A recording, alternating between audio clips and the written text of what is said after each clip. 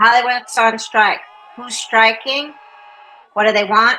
And how long? And stay tuned to the end, and we'll see the cast of Oppenheimer walk out last night.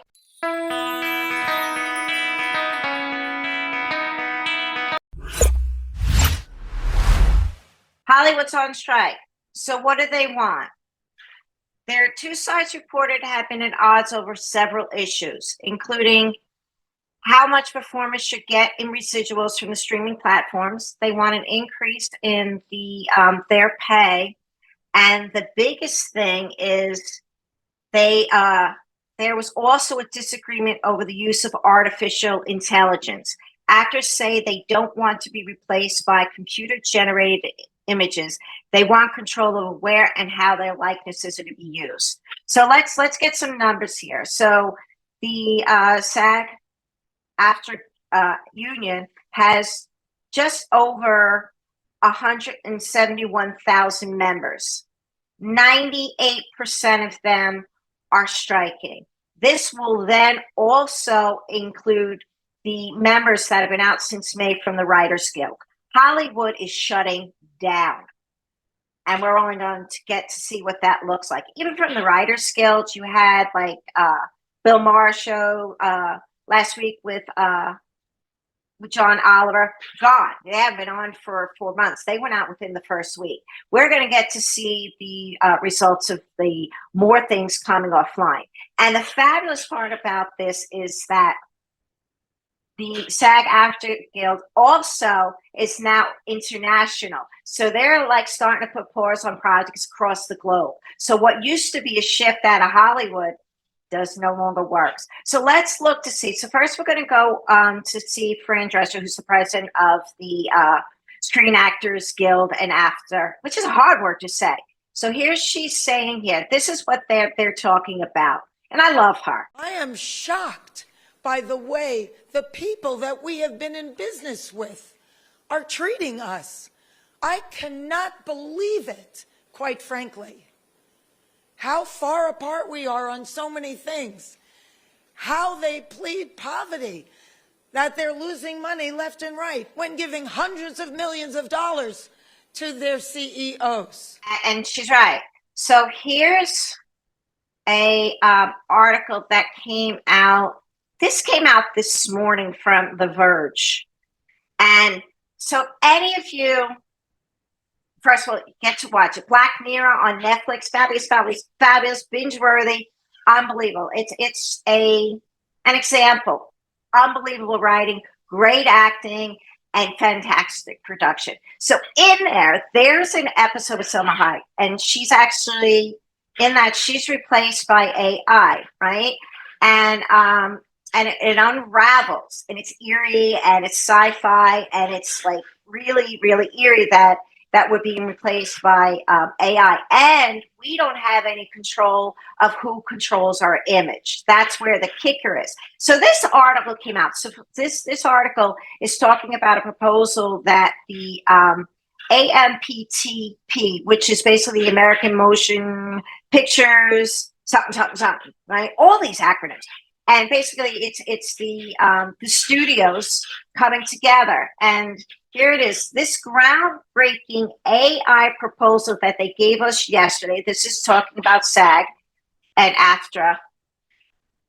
They propose that our background performers should be able to be scanned, get 1 day's pay, and their companies, meaning the studios, get this, should own that scan, their image, their likeness, and should be able to use it for the rest of eternity on any projects they want.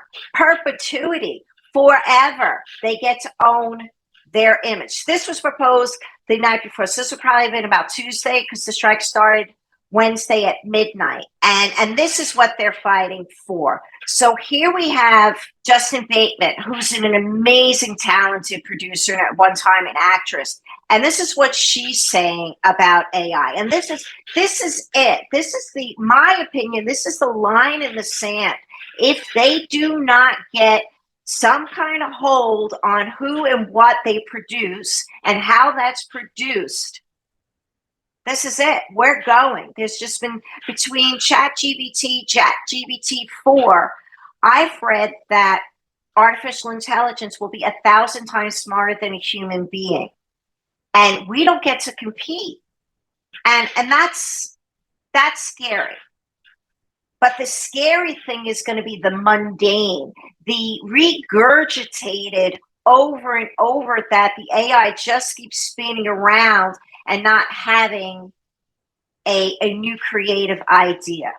So I'm still on the human side, if you haven't noticed.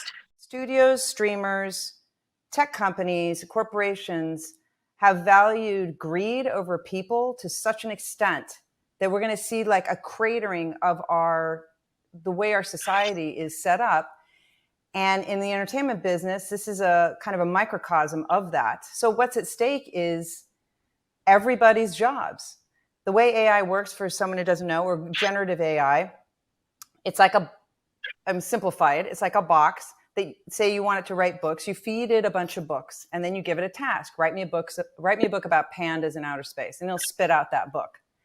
So you can imagine for screenwriters, and they're called large language models. So this LLM, you feed it all these scripts that all these screenwriters have written, and then you give it a task.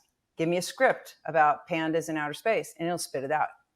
So you can imagine it's not just that like, oh, here's a new tech, it's something new, it's going to, no, this is, at this point, tech companies are like carpetbaggers. They're cutting into areas that we don't need them. We don't need AI in the arts. We are not lacking writers, directors, performers, nothing. And so to imagine something coming in and not only like displacing you, but displacing you with your own work, that's what's at stake. So not only are they wanting to have actors give away their images for perpetuity for a day's pay, they also want to be able to then completely replace the writers. And this is the time where they get to say no. So within that as well. So who's striking? Here's the cast of Oppenheimer from last night, which includes Robert Downey Jr., Emily Blunt, and Cillian Murphy from Pinky Blinders. If you haven't known me, it's fabulous.